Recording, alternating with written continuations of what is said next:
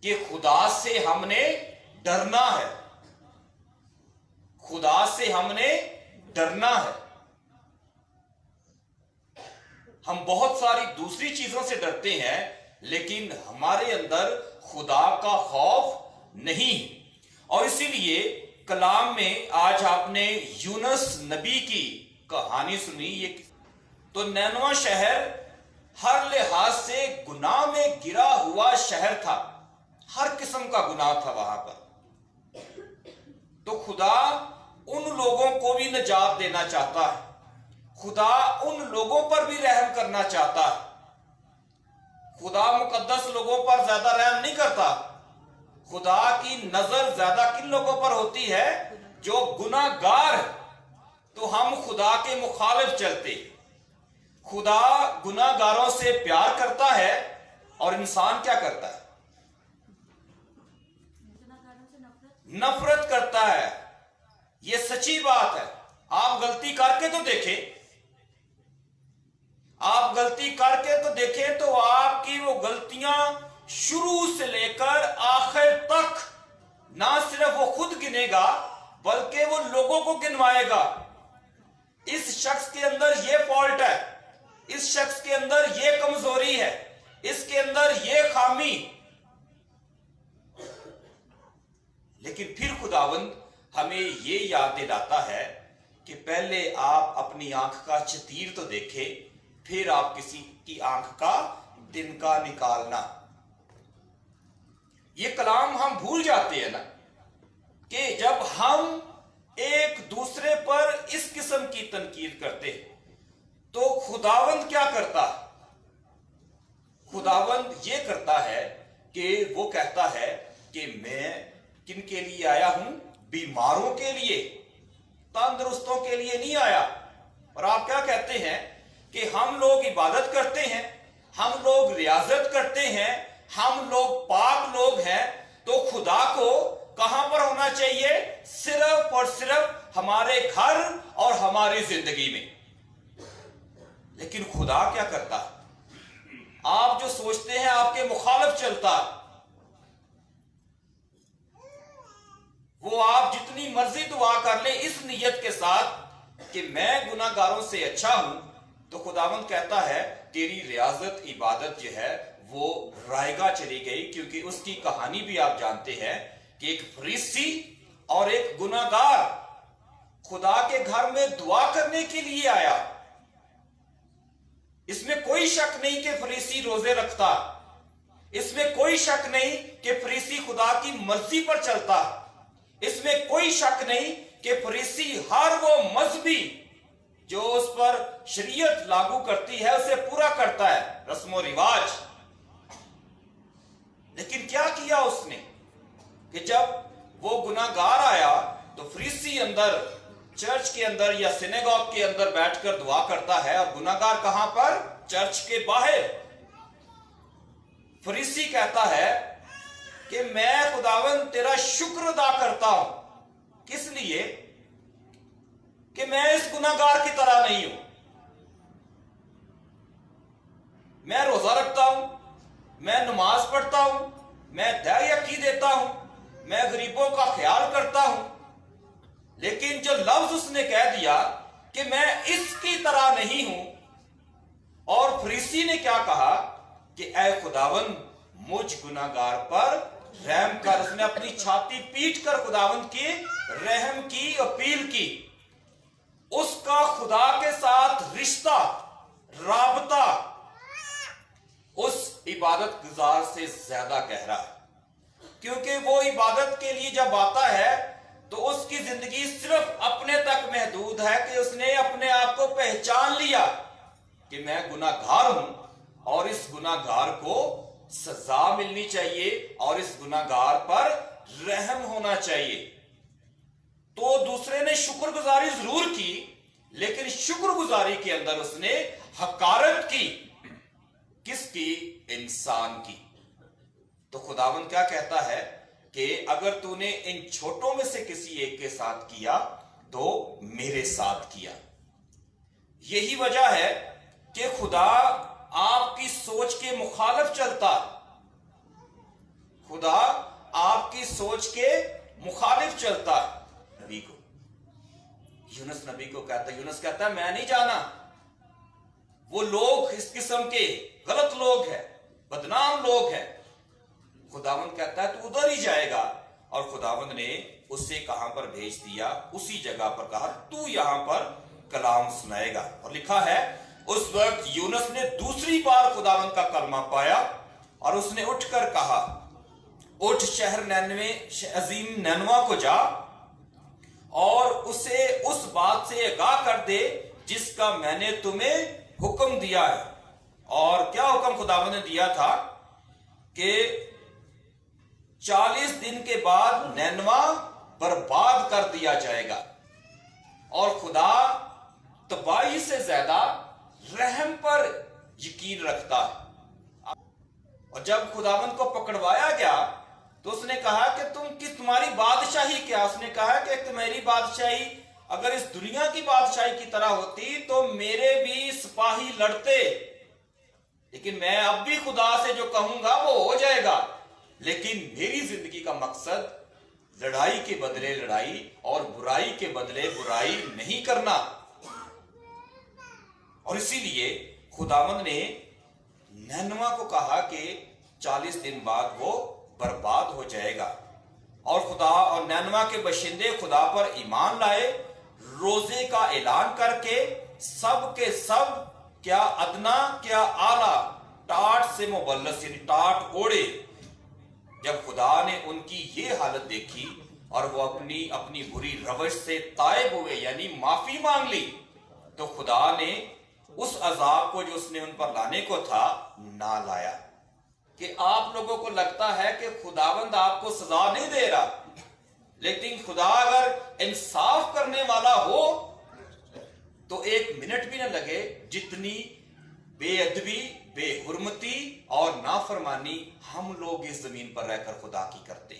خداوند کا رحم ہمارے لیے بڑا ضروری ہے، اور جو بندہ اور بندی توبہ کرتی ہے اس پر خدا کا رحم کثرت سے نازل ہوتا ہے۔ اور اسی لیے مسیح میں میرے عزیز بھائیوں اور بہنوں، میں نے شاید آپ کو بتایا ہو کہ جب ہم گناہ کرتے ہیں تو انگریزی زبان میں لفظ ہے سینٹیفائنگ گریسز، خدا کا خاص مقدس فضل۔ فرشتے نے ماں مریم کو کیا دیا تھا؟ کہ اے سلام اے مریم پر فضل، یہ والا فضل دیا تھا، گریس۔ اور جس کے پاس فضل ہوتا ہے اس کے پاس گناہ نہیں آ سکتا۔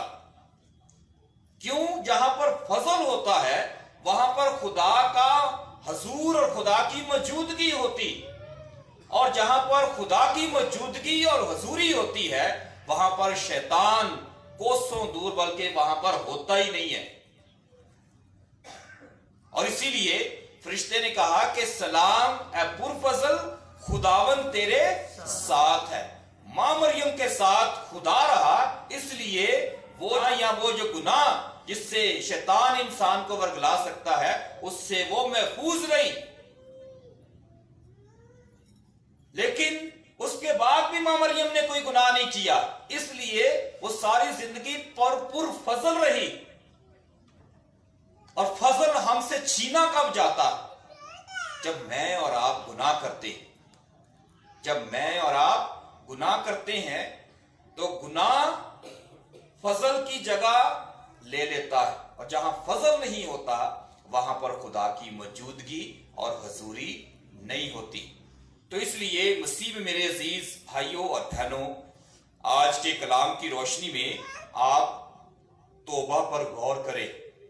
توبہ ہمارے لیے کتنی ضروری، اور جب توبہ کی آپ بات کرتے ہیں، جو بات میں بار بار دہراتا ہوں اس چرچ میں، کہ توبہ ظاہری طور پر توبہ کی ضرورت نہیں ہے۔ لوگ کیا کر رہے ہیں آج کل؟ کہ میں نے بتایا تھا کہ آپ کیتھولک ہیں تو آپ کو بھائی مشن میں چلے جانے کے لیے کہا جائے گا، اور اس کا طریقہ کار کیا ہے؟ آپ کو کسی دریا، کسی نہر، کسی جوہر، کسی تالاب میں آپ کو کیا کرنا ہوگا؟ کیا کرنا ہوگا؟ غوطہ لینا ہوگا۔ اور اس کے بعد اگر آپ مقدس بن जाते हैं तो यकीन मानिए मैं आपसे पहले उस तालाब में जाकर गोता लूंगा।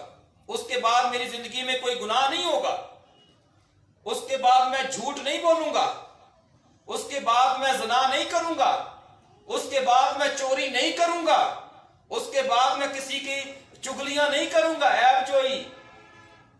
ये सारे गुनाह अगर मेरी जिंदगी में गोता लेने से धुल जाते हैं तो मैं तो फिर सबसे पहले जितनी हमारी इस एबटाबाद की कलीसिया है, मेरे लिए नजदीक तो हरनोई है या खानपुर डैम है या और बहुत से चश्मे हैं, मैं तो बस भर के एक ही दफा आपको ले जाऊं, मेरा मिशन तो मुकम्मल हो गया। अब मुझे किसी और जगह पर जाना है जहां पर ये लोगों को मैंने गोते दे देकर इनको पाक और साफ कर लेना है। तो किनको बार बार आप मुझे गोता दे रहे हैं, मैं आपको दे रहा हूं, आप मुझे तब्दील कर रहे हैं, मैं आपको तब्दील कर रहा हूं। मिशन ये नहीं है, अभी आपने गीत गाया कि अंजील का फैलाना, खुदावंद का कलाम ये फैलाना है, तो फिर हिम्मत रखें, गैर कौमों के पास जाएं, बपतिस्मा देकर देखें जरा इधर मुल्क में रहकर, फिर मैं आपकी हिम्मत की दाद दूंगा। अपनी मिनिस्ट्रियां चलाने के लिए आप लोगों की इज्जतों के साथ ना खेलें, ये तौबा नहीं है।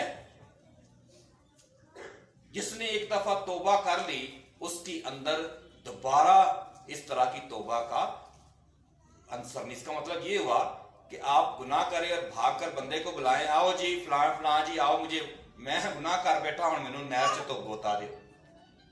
समझ रहे मेरी बात की कि नहीं? के गीत गाते हैं, भेष बदला तो क्या हुआ, दिल का बदलना चाहिए। एक दो बातें नहीं, बिल्कुल बदलना चाहिए। यकीन कीजिए मैं सच बोल रहा हूं, अगर कोई मुझे ऐसे मुकद्दस लोग मिल जाएं तो इस पुलपट पर खड़ा होकर मैं आपको तालीम दूं ही ना। कहूं जी आओ फलान नहर के पास जाते हैं, वहां पर तौबा मिलती है, वहां पर आपके गुनाह धुल जाते हैं। लेकिन ऐसा नहीं है, हर बात में खुदा का होना और आपकी नीयत और इरादा बड़ा जरूरी। आपका नीयत और इरादा होना बड़ा जरूरी। चले मैं कहता हूं कि आप एक चर्च से दूसरे चर्च में चले जाते, एक चर्च से दूसरे चर्च में चले जाते हैं, तो वहां पर ईमान किस पर लाना है? आज के तारुफ में था ना कि ईमान की बात है, ईमान किस पर लाना है? किस पर ईमान लाना है आप लोगों ने? बताएं डरते हुए, किस पर ईमान है? खुदावंद यस्सु मसीह पर। किस पर? तो क्या कैथोलिक चर्च में आपको खुदावंद यीशु मसीह के बारे में नहीं बताया जाता? आप ये छोड़कर किसी और चर्च में जाकर गोता लेकर बपतिस्मा लेकर कहते हैं जी आज के बाद हम इस चर्च के मेंबर बन गए हैं, तो उसमें नया शख्स कौन सा आपको इंट्रोड्यूस कराया गया? निजात किसने देनी है? मसीह खुदावंद ने। वहां पर निजात किसने देनी है? मसीह खुदावंद ने। वहां पर आपके मामला ठीक नहीं हुए, आप तीसरे चर्च में चले जाएं, वो कहेंगे जी किसने निजात देनी है? वहां पर भी मसीह खुदावंद ने। चौथे पे चले जाए, पांचवें पे चले जाए, इसी तरह 32,000 चर्चिस तब्दील कर ले, निजात किसने देनी है? मसीह खुदावंद ने। मसीहत को छोड़ दे, कोई और मजहब इख्तियार कर ले, इस मुल्क में है, तो वहां पर निजात किसने देनी है? मसीह खुदावंद ने। लेकिन निजात मिलेगी किस तरह और किसे? जिस तरह मैंने कहा कि दिल भेष बदला तो क्या हुआ, दिल का बदलना चाहिए। जब तक आप तब्दील नहीं होंगे निजात आपको नहीं मिल सकती। चर्चिस तब्दील करने से कोई फायदा नहीं होगा। चर्चिस तब्दील करने से वहां के जो रहनुमा या लोग या सरबराह हैं उनको फायदा होगा। एक गिरजे का चंदा दूसरे गिरजे में चंदे में चला जाएगा, बस यही फायदा होगा, उसके अलावा तो कोई फायदा नहीं होगा। समझिए बात मेरी कि नहीं? तो ये वजह है, अपनी निजात के बारे में सोचे। चर्च को छोड़ना और फिर वापस आना ये गुनाह के मुतरादिफ होता। क्यों होता है?